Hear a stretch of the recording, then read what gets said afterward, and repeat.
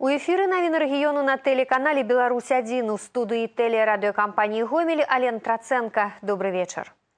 Стартаваў чэмпіянат Еўропы па футболе. Нагадаем, паядынкі кантынентальнага форума пройдуць ва Ўкраіне і ў Польшчы. Усе без выключэння сустрэчы будзе трансліраваць тэлеканал «Беларусь-2». Але ж, напэўна, некаторыя збіраюцца паназіраць за баталіямі Еўра-2012 ужывую. Андрей Бондаренко адправіўся на граніцу з нашай паўднёвай краінай-суседкай і даведаўся, як будуць абстаяць справы з выездам футбольных фанатаў за мяжу. Будем шчырымі, гомельскім пагранічнікам пашанцавала куды больш, чым іх калегам, якія нясуць службу на захадзе Беларусі, адкуль, напэўна, і будуць атакаваць мяжу прыхільнікі зборнай России. Яна проводит свои встречи у Польши. Исходя из анализа пассажиропотока, я хочу сказать, что мы не ожидаем большого движения групп болельщиков. Потому что, первое, 8 числа открытие чемпионата, я думаю, все знают. Но оно будет происходить не в Украине, а, соответственно, в Польше. Если команда Российской Федерации попадет в финал, тогда уже да, мы будем ожидать наплыва болельщиков. Высветліўшы ў галоўнай пагранічнай інстанцыі в области практычна ўсё, што цікавіла, мы адправіліся непасрэдна да пункта пропуску Новая Гута. Верагодней за ўсё, менавіта тут, жадаючымі трапіць на кантынентальны футбольны форум, будзе зарэгістраваны пік перасячэння украінскай мяжы. Але ж іншых варыянтаў трапіць на Украіну шмат. Лучше иногда затратить, скажем так, немножко больше проехать по километражу, чем стоять в очереди. К примеру, если, например, люди хотят выехать в выходной либо предвыходной день через пункт пропуска Новая Гута, у нас есть альтернатива. Это пункты пропуска Веселовка, пункта пропуска Камарин.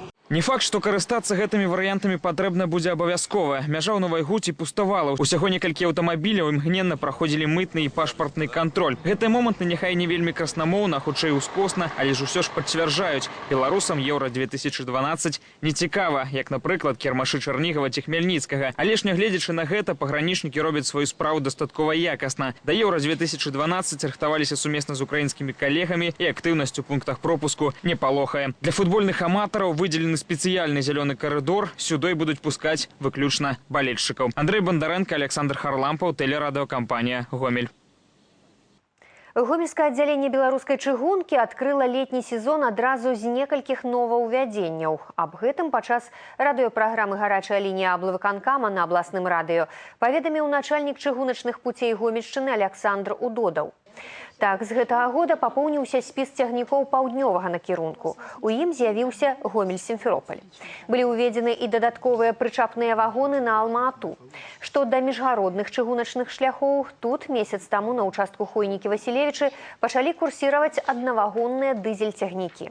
Камфартабельныя ўмовы пераезду ў гэтых невялічкіх рэйкавых аўтобусах ужо не раз былі адзначаны пасажырамі. З'явіліся на гомельскай чыгунцы і кароткачасовыя новаўвядзенні. На сегодняшний день очень серьезный вопрос возник, потому что автомобильный мост Мозырский стал на ремонт. И масса пассажиров, конечно, добраться до Калинкович с дальнейшими пересадками. Увеличился поток. Там и дополнительно, кроме моторвагонных, на субботу, особенно в воскресенье, пускаем дополнительный дизель-поезд, чтобы вывести и удовлетворить потребности всех наших клиентов. Сапраўдны гераічны ўчынак здзейсніў падлетак з Добруша Філіп Лупеяў. З падпаленай кватэры хлопец выцягнуў суседа-пенсіянера. З адважным школьнікам сустрэліся нашы карэспандэнты. Пажар у кватэры двухпавярховага дома па вуліцы Палявой узнік у 8 вечара. Гаспадар пенсійнага ўзросту прымаў у сябе гасцей, хутчэй за ўсё выпівалі. Хтосьці з візіцёраў, калі пакідаў кватэру, не затушыў цыгарэту. Ад яе загарэлася крэсла, памяшканне напоўнілася едкім дымам, а сам гаспадар заснуў і страціў прытомнасць. Выпускник средней школы Филипп Лупеев, проходя мимо дома, увидел из окна второго этажа дым, вбежал в эту квартиру, увидел там мужчину, который находился в неадекватном состоянии, собрал в себе силы, вытянул его на площадку. К этому моменту уже приехали сотрудники МЧС. 11-класнік сярэдняй школы лічыць свае дзеянні грамадзянскім абавязкам, але ніяк не гераічным учынкам. Таму Філіп доўгі час адмаўляўся ад інтэрв'ю, але ўрэшце ўсё ж расказаў сваю версію здарэння. У той вечар Філіп ішоў з аўтобуснага прыпынку, убачыў у суседнім доме дым, выказаў здагадку, што там могуць быць людзі. Папрасіў жанчыну, якая знаходзілася ля пад'езда, выклікаць выратавальнікаў, а сам пабег у кватэру. Открыл дверь, сразу черный дым, когда вот вдохнул, что у меня вот резко аж, не знаю, аж поплохело. Я, получается, сразу завязал майку на лице и смотрю, на низу меньше дыма. Я, получается, пополз. У гэты час гаспадар кватэры стаў падаваць азнакі жыцця. Філіп пры дапамозе падручных сродкаў выцягнуў яго на лесвічную клетку. Пенсіянер атрымаў апёкі ступняў, атруціўся прадуктамі гарэння, але застаўся жывы. Супрацоўнікі мясцовага МНС рыхтуюць узнагароды герою, якую плануюць уручыць Філіпу на выпускным вечары ў школе. Мікалай Кальсін, Настасія Кучынская, Яўген Макеенка, тэлерадыёкампанія «Гомель» з Добруша. Яго радзіма Краснадар, але большую частку жыцця ён працаваў у Беларусі. Сёння споўнілася 90 гадоў з дня нараджэння акадэміка Нацыянальнай акадэміі навук Беларусі, прафесара, заслужанага дзеяча навукі і тэхнікі БССР Уладзіміра Белага. Урачыстыя мерапрыемствы з нагоды юбілею адбыліся ў Інстытуце механікі металапалімерных сістэм. Гэтай установай Уладзімір Белы кіраваў на працягу 10 гадоў. Выстава распрацовак Інститута механікі металапалімерных сістэм уражвае не толькі колькасцю экспанатаў, але і разнастайнасцю сфер іх прымянення, нафтагазавая і хімічная прамысловасці, аўтатрактарная і бытавая тэхніка, матэрыялы медыцынскага прызначэння. Некалі інстытут пачынаўся па сутнасці з адной лабараторыі. Тыя, хто тады працаваў разам з Уладзімірам Белым, кажуць, што гэта менавіта дзякуючы яго намаганням институт стаў установай, якая зараз вядома далёка за межамі Беларусі. Он постоянно, так сказать, обращал внимание на некие непорядки, некие, так сказать, отклонения, всегда призывал к дисциплине и, так сказать, был, можно сказать, таким жестким руководителем, но очень внимательным. У беларуска-расійскай праграме «Космос» Інстытут механікі металапалімерных сістэм выконваў практычна палову запланаваных работ. Супрацоўнікі лабараторыі з незвычайнай для неспецыялістаў назвай «Трыбааналіз» займаліся даследаваннямі матэрыялаў, перспектыўных для касмічнай тэхнікі. Праграма завяршылася ў мінулым годзе, але некаторыя ўзоры і зараз можна ўбачыць у інстытуце. Гэта толькі для неспецыялістаў нічога незвычайнага, а на самой справе унікальны прыбор распрацаваны з удзелам вучоных Інстытута металапалімерных сістэм бартавы трыбометр, прызначаны для выпрабавання матэрыялаў у адкрытай касмічнай прасторы. На пасяджэнне вучонага савета запрасілі прадстаўнікоў усіх навуковых інстытутаў і вышэйшых навучальных устаноў. Дачыненне да дзейнасці Інстытута механікі металапалімерных сістэм маюць усе. Сёння практычна нельга назваць сферу, дзе не выкарыстоўваюцца распрацоўкі установы. По импортозамещению идут материалы для ковшей картофелеуборочных комбайнов Гомсельмаша. То есть вся программа этих комбайнов оснащена нашими ковшами. Это экономия импортозамещения порядка $1200 на каждом комбайне. Олег Сентюров, Валерий Гапанько, телерадиокомпания «Гомель». У Гомелі завяршыўся двухдзённы навучальны семінар вопыт беларускіх арганізацый у прасоўванні інтарэсаў людзей з інваліднасцю.